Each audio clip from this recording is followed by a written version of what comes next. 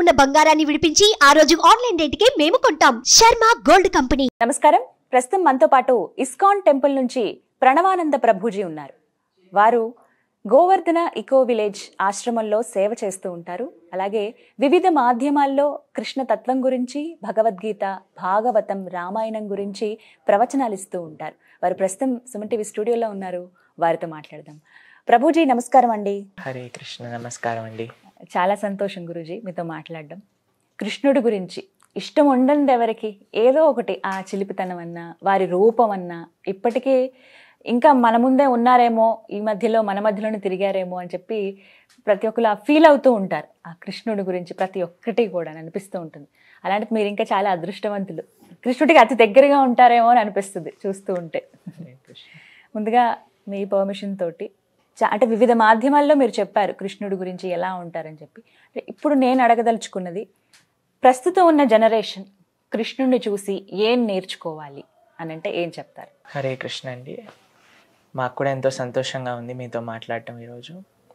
భగవంతుడు యొక్క తత్వం ఎలాంటిది అని అంటే, ప్రతి ఒక్కళ్ళు కూడా ఎవరైనా సరే స్వామి దగ్గర నుంచి ఎన్నో విషయాలు నేర్చుకోగలుగుతారనమాట. ఈ ప్రజెంట్ జనరేషన్, ఇప్పుడు నా ఏజ్ వాళ్ళకి చెప్పాలి అని అంటే, కృష్ణుడు బృందావనంలో కొన్ని సంవత్సరాలు ఉన్నాక తిరిగి మథురకు వస్తారనమాట. మథురకు వచ్చాక దేవకీదేవి, వసుదేవులు అప్పుడు చెరసాలలో పెట్టేశారు కంసుడు. వాళ్ళ దగ్గరికి వెళ్ళి వెంటనే వాళ్ళిద్దరికి ప్రణామం చేసి కృష్ణుడు అంటాడు, ఒక పిల్లవాడి బాధ్యత తల్లిదండ్రుల్ని బాగా చూసుకోవటం. కానీ నేను పుట్టంగానే బృందావనానికి వెళ్ళిపోయా, మిమ్మల్ని బాగా చూసుకోలేకపోయా, కానీ ఇప్పటి నుంచి నేను సంకల్పం చేసుకుంటా మీ ఇద్దరిని చాలా బాగా చూసుకుంటాను అని అక్కడ చెప్తారు. తల్లిదండ్రులను ఎవరైతే బాగా చూసుకోరో వాళ్ళంటి వాడి పుత్రుడు ఉన్నా సరే లేనట్టే అని చెప్తారనమాట. కాబట్టి కృష్ణుడు ప్రతి ఒక్కళ్ళని, తన స్నేహితులని ఏ విధంగా గౌరవించారు. సుధాముడు, కుచేలుడు అని అంటాం మనం. ఆయన యొక్క రిలేషన్షిప్ ఎలా ఉండేది, దాంతోపాటు తల్లిదండ్రుల్ని, ఆయనని ప్రేమించిన వాళ్ళందరినీ ప్రేమించడమే కృష్ణుడికి తెలుసు. ప్రేమించని వాళ్ళని కూడా ప్రేమించడం కృష్ణుడికి తెలుసు అనమాట. కృష్ణుడు అని అంటే ప్రేమ. అందరినీ ప్రేమించండి, అందరినీ గౌరవించండి, అంటే భగవంతుడు నేర్పించండి. ద్వేషించే వాళ్ళని కూడా ప్రేమించడం ఎలా, అది మాకు సాధ్యం కావట్లేదని చాలా మంది అడుగుతుంటారు. ఈవెన్ నేను కూడా అదే ప్రశ్న అడుగుతాను. మానవ మాత్రంగా ఇది మనకి కష్టం అనిపిస్తుంది. వాళ్ళు అంత మనల్ని ద్వేషిస్తున్నారే, మనం వారికి తిరిగి ప్రేమను ఎలా పంచటం? కృష్ణుడు ఒకసారి బృందావనంలో ఆడుకుంటూ ఉంటారనమాట. ఎన్ని గేమ్స్ ఆడతారంటే కృష్ణుడు వాళ్ళ ఫ్రెండ్స్ తోటి. ఇప్పుడు మనం చూసిన అన్ని గేమ్స్ కృష్ణుడే స్టార్ట్ చేశారు. అయితే ఒకసారి చాలా ఆడి ఆడి ఆడి అలసిపోయి ఒక చెట్టు కింద పడుకున్నారు. పడుకొని ఇలా పైకి చూసేసరికి పెద్ద చెట్టు చాలా నీడనిస్తుంది అనమాట. అప్పుడు కృష్ణుడు అన్నాడు, జీవితం యొక్క సాఫల్యం ఈ చెట్టులా అవ్వటము అని అంటాడు అనమాట. అంటే ఎలా అంటారు? అయితే ఎవరికి అర్థం కాదు, ఏంటి కృష్ణ నువ్వు చెప్పేది అని అంటే, చెట్టును చూడండి, రాయి వేసుకొని గట్టిగా కొట్టారనుకోండి ఏం చేస్తుంది చెట్టు? వెంటనే ఫలాలు ఇస్తుంది కింద. చెట్టు యొక్క గుణం అది. చెట్టుని ఏం చేసినా సరే అది మాత్రం వేరే వాళ్ళకి మంచి చేయాలనే చూస్తుంది. ఎక్కడి నుంచి? రూట్స్ నుంచి, మొదల నుంచి తన యొక్క ఫలాల వరకు ప్రతి ఒక్కటి కూడా ప్రపంచానికి ఉపయోగపడే విధంగా చెట్టు ఉంటుంది. రూట్స్ ని యూజ్ చేస్తాం మనం, కాండాన్ని యూజ్ చేస్తాం, ఆకులని యూజ్ చేస్తాం, ఫ్లవర్స్ ని యూజ్ చేస్తాం, కాయల్ని యూజ్ చేస్తాం, ఫ్రూట్స్ ని యూజ్ చేస్తాం. ఏదో ఒక రకంగా అన్ని అవుతుంది. అవును. భగవంతుడు అంటారు కృష్ణుడు అక్కడ, జన్మన్ యొక్క సాఫల్యం ఏంటి అని అంటే ఈ చెట్టులా పరోపకారం చేయడం. మన అని ఆలోచించదు చెట్టు. ఎవరు వచ్చి ఏం చేసినా సరే వాళ్ళకి ఏదో ఒకటి ఇచ్చిపోతుంది. ఎవరు ఏం చేయకపోయినా నీడనిస్తుంది. అది కృష్ణుడు నేర్పించేది. మన జీవితం ఈ దేశానికి, సమాజానికి, దైవానికి సేవ చేయటంలో. కానీ స్వార్థం అనేది పెరిగిపోయింది అనుకోండి, అప్పుడు then we cut off and మన కోసం నేను నాది అని ఆలోచిస్తాం. కానీ మొత్తం వసుదేవ కుటుంబకం అనే భావన వచ్చింది అనుకోండి, అందరికీ సేవ చేసే అనే భావన వస్తుంది అనమాట.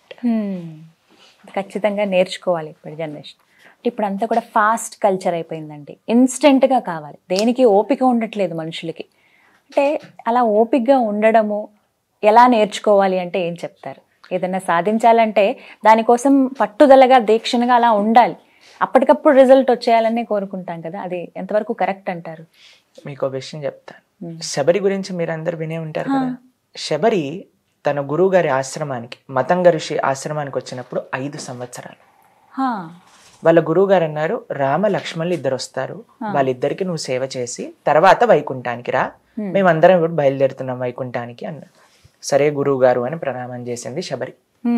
ప్రతిరోజు ప్రొద్దున లేవంగానే ఆశ్రమాన్ని క్లీన్ చేసి చక్కగా పేడతో అలికి ముగ్గు వేసి ధూపం పెట్టి రామ లక్ష్మణులు ఇద్దరికి కూడా హారం తయారు చేసి దాని తర్వాత పళ్ళని తీసుకొచ్చి కూర్చునేదన్నమాట.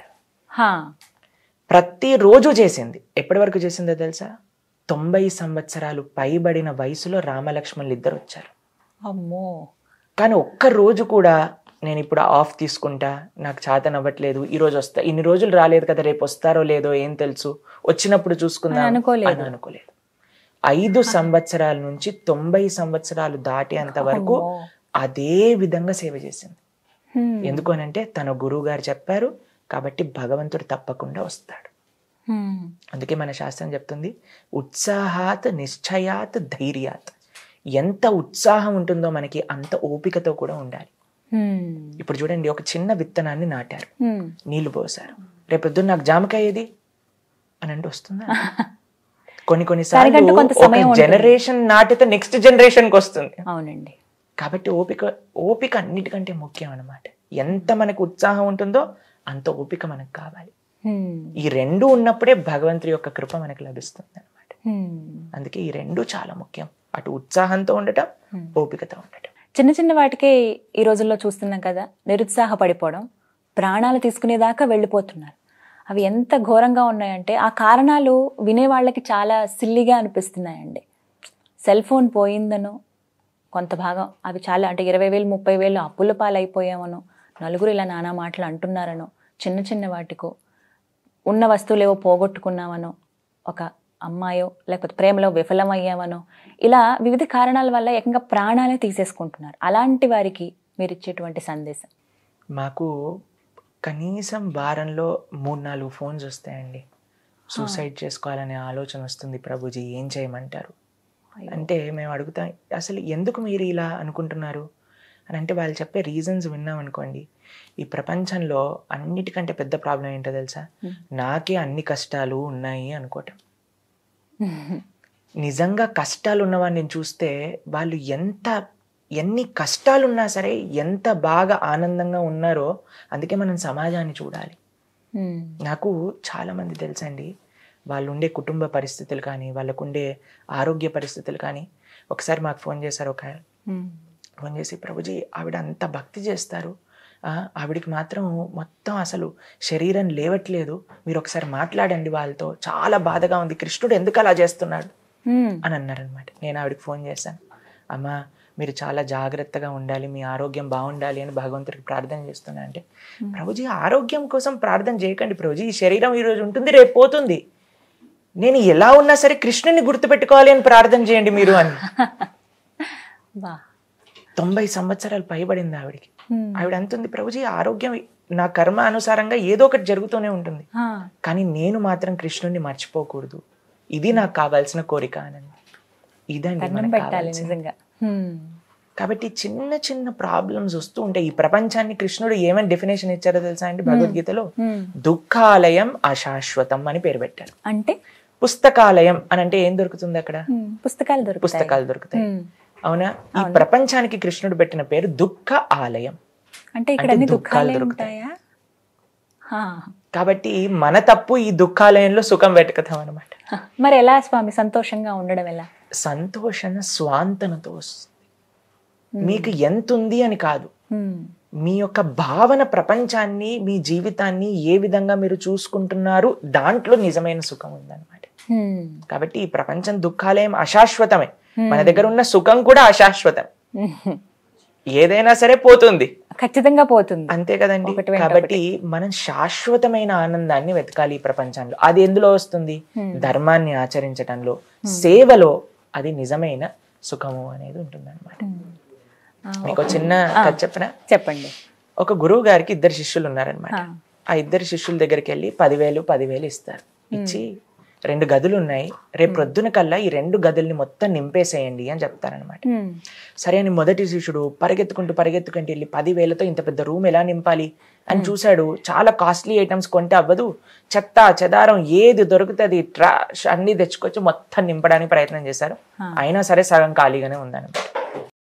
అయితే రెండో శిష్యుడు కేవలం 10 రూపాయలు ఖర్చు పెట్టాడండి.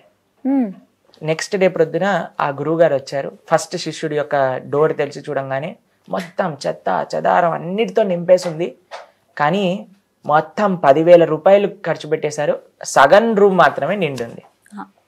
రెండవ శిష్యుడి యొక్క తలుపు తీయంగానే ఆయన ఫస్టే చెప్పేశారు, అయ్యా నేను కేవలం 10 రూపాయలే ఖర్చు పెట్టాను, మిగతావి గురువు చేతిలో పెట్టి. లోపల డోర్ తీసి చూడంగానే ఏముందో తెలుసా అండి, ఒక చిన్న దీపం పెట్టారు, కొద్దిగా ధూపం పెట్టారు.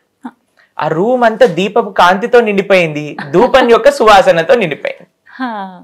మన జీవితంలో మనం చేయాల్సింది జ్ఞానం అనే దీపం, సేవ అనే ధూపం, ఆ పరిమళంతో మనం నింపేసుకోవాలి. ఆ శిష్యుడి ఆలోచన ఎంత చక్కగా ఉందో చూడండి. ఇది కానీ మనం చేయగలిగితే జ్ఞానము సేవ, ఎప్పుడు నేను సుఖంగా ఉండాలి నాకు కావాలి అని కాకుండా నేను ఎంతగా ఈ ప్రపంచానికి ఇవ్వగలుగుతాను, నేను ఈ దేశానికి ఎంత ఇవ్వగలుగుతాను, ఈ సమాజానికి నేనేమో చేయగలుగుతాను అని ఆలోచించిన వాడు ఎప్పటికీ కూడా దుఃఖపడడు. గురుగారు నేను వింటాను, దేవుడికి దగ్గరగా ఉంటే మనకి ఏ కష్టాలు రావు, అన్ని సుఖాలే ఉంటాయి, ప్రశాంతంగా మనం బతకగలము అని అంటారు.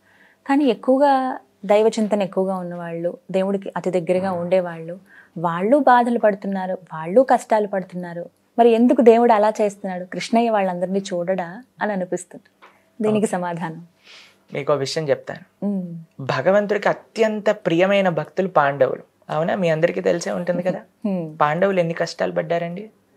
చిన్నప్పుడే భీముడికి విషం పెట్టేశారు, దాని తర్వాత లాక్షాగ్రహాన్ని దహనం చేయించేశారు, ఆ జూదంలో పరాస్త్రం చేయించి అరణ్యవాసానికి పంపించేశారు, అజ్ఞాతవాసానికి పంపించేశారు. 5 ఊళ్ళు ఇవ్వండి అన్నా సరే మేము ఇవ్వం అని ఇంత పెద్ద యుద్ధం వచ్చింది. ద్రౌపదీదేవిని నిండు సభలో అవమానం చేశారు. ఇన్ని కష్టాలు వాళ్ళందరికీ వచ్చాయి. కాబట్టి భగవద్భక్తులకి కష్టాలు రావు అని ఎక్కడ ఉండదండి. ఇది చాలా పెద్ద అబద్ధం ఎవరైనా చెప్తే. భగవద్భక్తులకి కష్టాల నుంచి బయటికి వచ్చే ధైర్యాన్ని భగవంతుడు ఇస్తాడు. ఎన్ని కష్టాలు వచ్చినా సరే పాండవులకి వాళ్ళకి ఒకటే ఒక ధైర్యం ఏంటో తెలుసా, కృష్ణుడు మాతో ఉన్నాడు అనే ధైర్యాన్ని కలిగించేది భగవద్భక్తి. ధైర్యం ఇస్తుంది, ఏ సమస్యనైనా ఈ ప్రపంచంలో దాటడానికి ధైర్యం స్వామి మనతోటి ఇస్తాడనమాట. కాబట్టి ఇది భగవంతుడు చేసేది. చాలా చక్కగా వివరించారు ప్రభుజీ. నమస్తే. హరే కృష్ణ అండి, చాలా ధన్యవాదాలు.